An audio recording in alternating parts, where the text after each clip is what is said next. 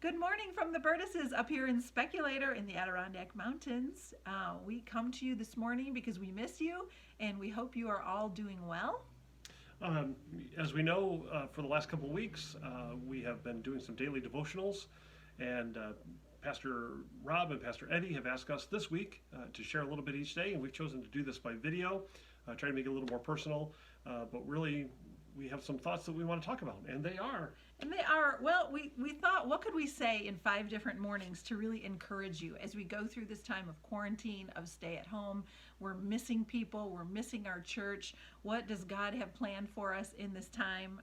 How can we focus ourselves more diligently on just that? And so we've come up with some ideas of what to do each day with the goal in mind to get to the end, knowing this is going to end. So, how can we get to the end with less regrets? Yeah, we just, as we've thought about it, we all go through things, as we've talked about this. We all go through different events and different activities and different troubles in our life. And there's always the sense of, okay, what were we like before we came into the trouble? What are we like during the trouble? And what do we really want to be after the trouble? And sometimes after the trouble, we look back and we learn things that we maybe didn't think we would learn as we were going through it. Or maybe we weren't paying attention during it. I think that's mostly what I'm often guilty of is you're kind of in the moment and you're experiencing all the emotions and you're not really paying attention perhaps to what God is doing or wants to do or what he requires of us or what he doesn't require of us. So as we think about each day, today's just let's kind of throw out the groundwork of what we're going to do this week. Tomorrow we kind of want to look at what was our past normal. Then on Wednesday, we want to look at what our current normal is. Thursday, what's our future normal going to be? And Friday, just kind of do a little wrap up of summation of all the things we've talked about throughout the week. We've been talking to our adult kids. Some of you know that we are empty nesters, but on top of being empty nesters, all of our kids are married now. And so it's just the two of us up here, but we still are kind of parenting our kids, even though they're grown-ups. And encouraging them to not waste a minute of this, what we believe is a gift of time from God during this, while tragic pandemic. It can also be used for good. And I believe it's a gift of time that God has given us. I keep calling it unhurried time or time with no clock. And so how can we best spend that in an effort to grow our faith, encourage others, and glorify God? So just to start out today, we'd like to kind of have a verse for each day, along with the thoughts that we're thinking. But today, the verses that we've kind of talked about right along are from Romans chapter 5, verses 3 through 5.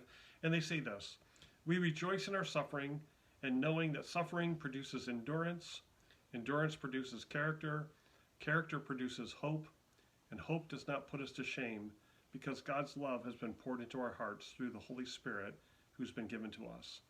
And for each of us, our level of suffering might be different during this time.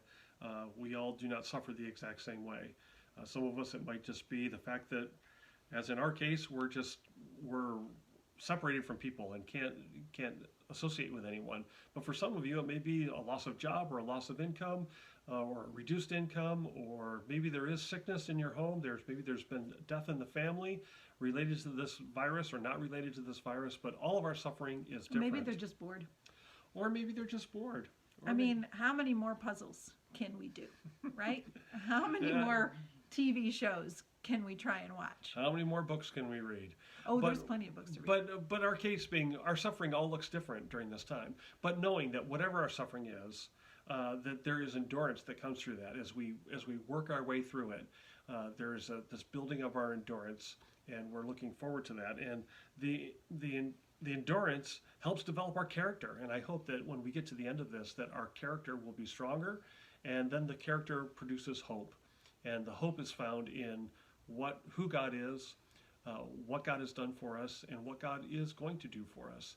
And so we want to trust and put our hope in that, because God's love, as the verse said, God's love has been poured out into our hearts.